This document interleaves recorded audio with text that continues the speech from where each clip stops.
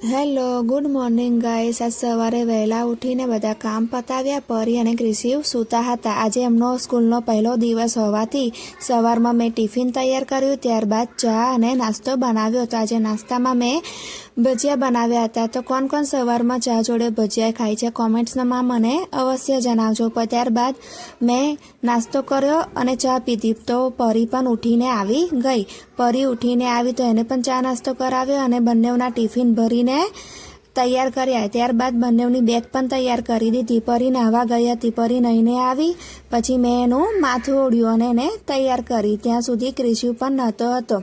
તો ક્રિશિવ નાહવા ગયો ત્યાં સુધી પરી મારી સાથે વાતો કરતી હતી। તો ક્રિશિવ પણ આવી ગયો। પછી ક્રિશિવને તૈયાર કરી દીધો।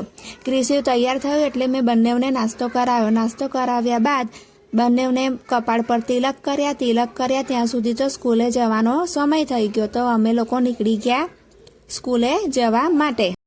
આજે સ્કૂલનો પહેલો દિવસ હોવાથી અમે લોકો થોડાક વહેલા નીકળ્યા।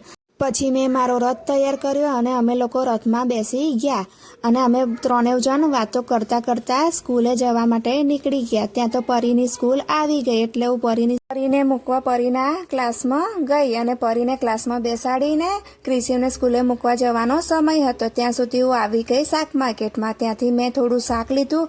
ત્યારબાદ ક્રિશિવની સ્કૂલનો સમય થઈ ગયો એટલે હું ક્રિશિવને મૂકવા માટે એની સ્કૂલમાં આવી અને ક્રિશિવ આજે કહેતો તો મમ્મી મારે આજે નહીં જવું, પણ મેં એને જેમ તેમ મનાવીને એને એના સ્કૂલમાં મૂકીને આવી અને સ્કૂલમાં મૂક્યા બાદ હું આવી ગઈ ઘરે આવીને મેં બધા શાકભાજી ધોયા, શાકભાજી સાફ કર્યા અને બધા ફ્રીજમાં મૂકી દીધા। ત્યાં સુધી તો ક્રિશિવને લેવા જવાનો સમય થઈ ગયો। પછી હું ક્રિશિવને લઈને ઘરે આવીને ક્રિશિવને ચા નાસ્તો કરાયો અને થોડીક વાર ક્રિશિવે ટીવી જોયું। પછી પરીને સ્કૂલે લેવા જવાનો સમય થઈ ગયો તો હું અને ક્રિશિવ બંને જણ નીકળી ગયા પરીને સ્કૂલે લેવા માટે। ત્યાં તો પરીની સ્કૂલ છૂટી ગઈ હતી તો હું પરીને લઈને ઘરે આવી। ત્યાં સુધી તો પરી કહેવા લાગી કે મમ્મી આજે મારી નવી નોટોને તું પૂઠા ચડાવી દેજે। તો મેં નવી નોટોને પૂઠા ચડાયા। પછી પરીની બેનપણી આવી ગઈ। તો પરી, ક્રિશિવ અને પરીની બેનપણી આજે ખૂબ જ મસ્તી